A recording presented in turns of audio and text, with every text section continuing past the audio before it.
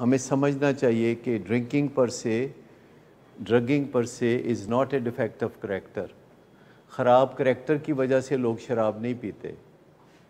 شراب وہ اس لیے پیتے ہیں کہ ان کا موڈ ٹھیک نہیں رہتا اور وہ مجبور ہو کے شراب پیتے ہیں. میں بہت سے علماء کو جانتا ہوں جو شراب پیتے ہیں, بہت سے نعت خوانوں کو جانتا ہوں جو شراب پیتے ہیں, بہت سے قوالوں کو جانتا ہوں جو شراب پیتے ہیں.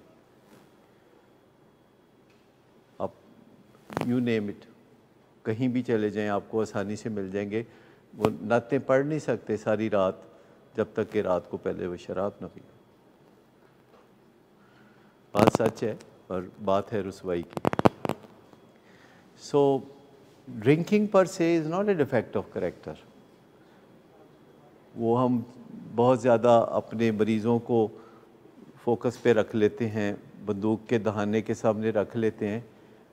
جو بھی انتہا پسندانہ رویے ہیں معاشرے میں جو پائے جاتے ہیں, بیگ بارو اور سٹیل اس کا حصہ ہے. ہر نیک مشن کا حصہ ہے بیگ بارو اور سٹیل.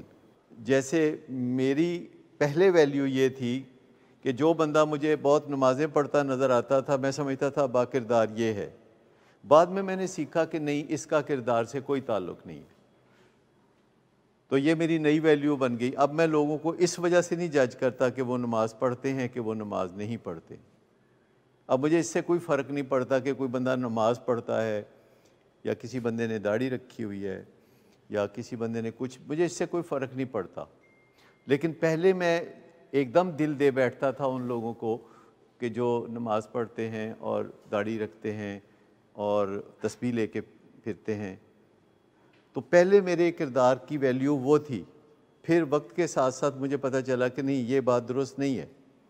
سر ڈسپلے کردار مطلب آن دا فیس آف دی جو نظر آ رہا ہے اس کو کردار کہا جائے؟ نہیں, جو ایپلیکیشن نظر آ رہی ہے آپ کے ایک فیتھ کی, ایک ایمان کی جو ایپلیکیشن نظر آ رہی ہے, کردار وہ چیز ہے جو اس کی ایپلیکیشن ہے, جو اس کو اپلائی کرنا ہے, جو دل میں سوچنا ہے. اگر میں دل میں سوچتا ہوں کہ جھوٹ بولنا بری بات ہے اور خود میں جھوٹ بولتا ہوں, تو جو جھوٹ بولتا ہوں کردار یہ ہے.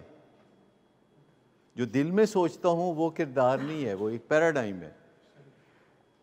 اور بڑے لوگ ہم کہتے ہیں نماز, ہمیں آپ سب کہتے ہیں نا نماز برائیوں سے بچاتی ہے, آپ انہیں نماز پڑھایا کریں.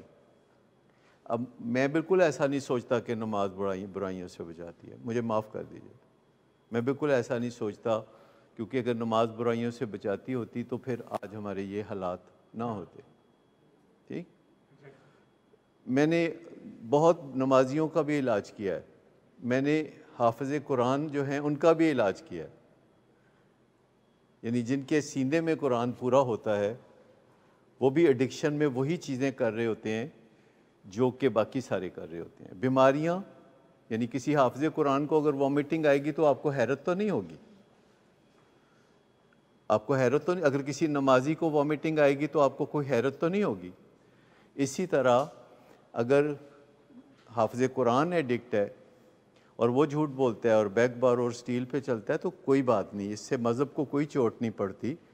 اس پہ چوٹ پڑتی ہے اس بیماری پہ جس بیماری کا ہم ذکر کر رہے ہیں. تو آپ بیماری کے بارے میں کلیئر ہو جائیں, بیماری کے بارے میں 100% کلیئر ہو جائیں کہ اس کا مسلمان ہونے سے, مسلمان نہ ہونے سے کوئی تعلق نہیں ہے. دنیا میں جہاں بھی لوگ بستے ہیں وہ نشہ کرتے ہیں, ان میں سے کچھ لوگ ایڈکٹ ہو جاتے ہیں کیونکہ ان کا جسم ان کا ساتھ نہیں دیتا, ان کا جسم ان کا ساتھ نہیں دیتا. ان کا جسم نشے کے خلاف چلنا شروع کر دیتا ہے, ان کا جسم بدمزگی پیدا کرتا ہے جس سے ان کو اور نشہ کرنا پڑتا ہے, پھر ان کا جسم اور بدمزگی پیدا کرتا ہے, پھر ان کو اور نشہ کرنا پڑتا ہے. یہ سارا جو کھیل ہے جسم کا ہے, فزیولوجی کا ہے. اور فزیولوجی کسی نیک آدمی کی بھی خراب ہو سکتی ہے, جسم کسی نیک آدمی کا بھی بیمار ہو سکتا ہے اور کسی بد آدمی کا بھی بیمار ہو سکتا ہے.